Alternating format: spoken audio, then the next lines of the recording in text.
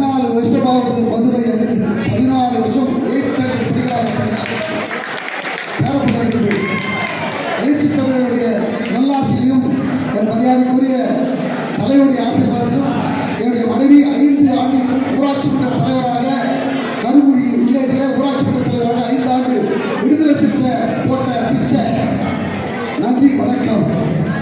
அங்கே நூறினிலே அவதரித்த சிறுத்தவள்ளி ஊதிப்பட்டியில மது ஒழிப்பு மாநாட்டில கரிச்சிக்க போகுது கவனமாக கேளுங்க. சேரிக்கெல்லாம் தலைவர் யாரு அந்த வீர திருமணம் பாரு. அங்கே நூறினிலே அவதரித்த சிறுத்தவள்ளி கரிச்சிக்க போகுது கவனமாக கேளுங்க. சேரிக்கெல்லாம் தலைவர் யாரு அந்த வீர திருமணம் பாரு. ஏமாளி மக்களுக்கு ஏற்றமிது வாழ்வழிக்க இந்த சேரி மக்கள் ஏமாளி மக்களுக்கு ஏற்றமிது வாழ்வழிக்க என் பெருமை சொல்லி தந்தார் எழுச்சி, என் பெருமை சொல்லி தந்தார் எழுச்சி. அதை ஏற்று நீயும் செய்ய வேண்டும் புரட்சி. மாவேத வழியிலே மானமுள்ள வீரனாக திறமுறை இருந்து நீயும் நில்லி ஒரு தீர்க்கமாக முடிவையில் சொல்லி கொட்டடிச்சு படையடிச்சு செத்த மாட்ட தாமுறிச்சு அதிகப்படுத்த கூடதாங்க. நாங்கள் எரிச்ச பிறகு வீடு திரும்புறாங்க, நாங்கள் எரிச்ச பிறகு வீடு திரும்புறாங்க. பிஜேபி காரணையும் பாமக காரணையும் செடிக்குள்ள விட்டு வச்ச தப்பு. அவன் மீண்டு வந்தா மூஞ்சில கலப்பு, அவன் மீண்டு வந்தா மூஞ்சில கலப்பு. சரி மண்ணிலே உழவு உழுது புழுதியிலே பாடும் கவிகை இவன் பேரு அருகுடி தந்தை என எம்பியார் பேரு. நன்றி, வணக்கம்.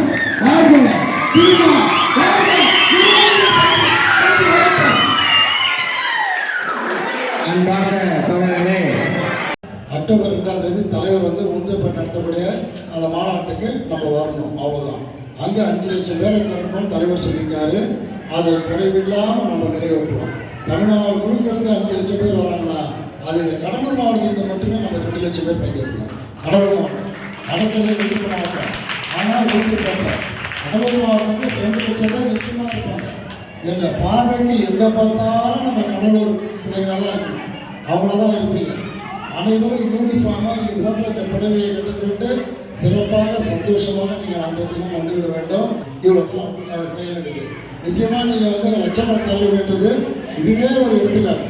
இந்த அளவுக்கு ஒரு செயற்கை கொடுத்தீங்க, நீங்கள் இவ்வளோ பேர் கலந்துக்கிட்டு ரொம்ப சந்தோஷமாக இருக்கும். இப்படி இருந்தால் சாப்பிட்றதுக்கு பெரும் மகிழ்ச்சியாக இருக்கும். இவ்வளோ கூட்டமானாலும் இந்த கட்சி அதாவது என்னன்னா ஏதாவது ஒரு தலைவர் பற்றி சொல்லிட்டா மிஸ் அடிப்பா நம்ம தம்பிங்க இருப்பாங்க. அவங்க நெஞ்சிற அளவுக்கு உங்களுடைய ஆக்ரோஷமான உங்களுடைய நடவடிக்கை இருக்கு. அதாவது இவ்வளோ நாள் அவங்களை வீட்லேயே வச்சுருக்க பாருங்க, வெளியே கொண்டு வராம இன்னைக்கு உங்களெல்லாம் வெளியே கொண்டு வந்தது உங்கள் வீட்டு பிள்ளை உங்கள் அண்ணன் திருமாவளவன் அவருக்கும் கூட வர்றாங்க. இன்னும் கொஞ்சம் பேர் தான் போதும், மாவட்ட செயலாளர் ஒரு 5 பேர் இருந்தால் போதும். அதை வச்சு நாங்கள் போயிட்டே இருப்போம். மாநாட்டுக்கு நீங்கள் எல்லாம் அணிதிரள வேண்டும். தலைவர் எழுச்சி தமிழர் அவர்கள் இந்த மாநாட்டிற்கு மகளிர்கள் அணிதிரள வேண்டும் என்று அறிவிப்பு செய்திருக்கிறார். ஒரு காலத்திலே விடுதலை சிறுத்தைகள் தேர்தல் களத்திலே நிற்க முடியுமா என்கிற சூழல் இருந்தது.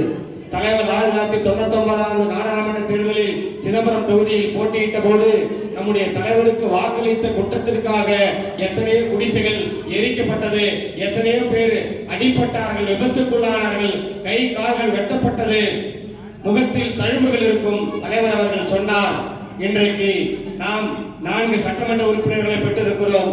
அந்த 4 சட்டமன்ற உறுப்பினர்கள், ஒருவர் திருப்பூர் சட்டமன்றத்தில் வெற்றி பெற்றிருக்கிற SS பாலாஜி வன்னியர் சமூகத்தை சேர்ந்தவர். அதேபோல் அங்கே நாகப்பட்டினத்திலே வெற்றி பெற்றிருக்கிற ஆளூர் ஷானவார் இஸ்லாமிய சமூகத்தைச் சேர்ந்தவர். இப்படி இன்றைக்கு தலைவர் அவர்கள் அனைத்து சமூகத்திற்குமான தலைவராக உருவாகி கொண்டிருக்கிறார் என்பது மட்டுமல்லாமல் தலைவர் அவர்கள் இன்றைக்கு 1954 இருந்து இன்றைக்கு இந்த ஆண்டு வரை எடுத்துக்கொண்டோமானால் தலித் தலைமை இதுவரை தமிழ்நாட்டிலும் சரி ஒரு தனி அங்கீகாரம் பெற்றதல்ல, எந்த கட்சியும் அங்கீகாரம் பெற்றதல்ல. அண்ணன் சேகு தமிழரசன் இருக்கிறார் என்று சொன்னால் அம்மா இருக்கிறவரை அவர் எட்டலியில் போட்டியிட்டார். அம்மா இறந்த பிறகு அவருக்கு அந்த வாய்ப்பு இல்லை, தொடர்ந்து எட்டலியில் போட்டியிடுவார்.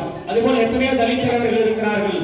ஆனால் தனி சின்னத்தில் பானை சின்னத்தில் நின்று வெற்றி பெற்று இன்றைக்கு தலித் வரலாற்றில் தமிழக வரலாற்றில் அரசியல் அங்கீகாரத்தை பெற்றிருக்கிறோம் என்றால் அது விடுதலை சிறுத்தைகள் கட்சி தான். அந்த வெற்றி பெற்ற பிறகு தலைவர் சொல்றார், என்ன சொல்றாருன்னா, இந்த வெற்றியை நான் யாருக்கு சமர்ப்பிக்கிறேன் என்று சொன்னால், தேர்தலில் எனக்கு வாக்களித்ததற்காக, தேர்தலில் எனக்கு ஓட்டு போட்டதற்காக என் தம்பிகள் அடி வாங்கினார்களே, என் தாய்மார்கள் குடிசையில் இருந்தது, என் மக்கள் அடிபட்டார்களே, வழக்கு இன்று வரை சுமந்து கொண்டிருக்கிறார்களே, அவர்களின் பாதங்களில் இந்த வெற்றியை சமர்ப்பிக்கிறேன் என்று சொன்ன தலைவன் நம்முடைய தலைவர் எழுச்சி தமிழர் அவர்கள் தான். வரலாறு இல்லையா? ஒரு காலத்துல நம்ம செய்தியும் போட மாட்டாங்க, ஆனா நம்ம எத்தனையோ கூட்டங்கள் கூட்டுவோம். தலைவர் லட்சக்கணக்கிலே மாநாடு நடத்துவார், நெல்லையிலே வன்முறை மாநாட்டை நடத்தினார், எத்தனையோ மாநாடுகள் நடத்தினார். ஆனால் எங்கேயோ அந்த உஜாலா விளம்பரத்துக்கு கீழே ஒரு ரவுண்டு ஒரு செய்தி போடுவாங்க, இதே மாதிரி விடுதலை சிறுத்தைகள் சார்பில் ஒரு மாநாடு நடைபெற்றது என்று. ஆனால் இன்றைக்கு மகளிர் மாநாடு என்று நடக்கல, ஆனா தமிழ்நாடு ஃபுல்லா இந்தியா ஃபுல்லா விடுதலை சிறுத்தைகள் பற்றியும் தலைவரை பத்தி தான் செய்தி எழுதிருக்காங்க. இன்னைக்கு தலைவர் எம்பி ஆவாரா எம்எல்ஏ ஆவாங்கிற டெபேட் போயிடுச்சு. இன்னைக்கு திருமாவளவன் தமிழக முதல்வராவார் என்று அவர்களுக்குள்ளே இன்றைக்கு பேசிக் கொள்கிற சூழல் உருவாகிறது.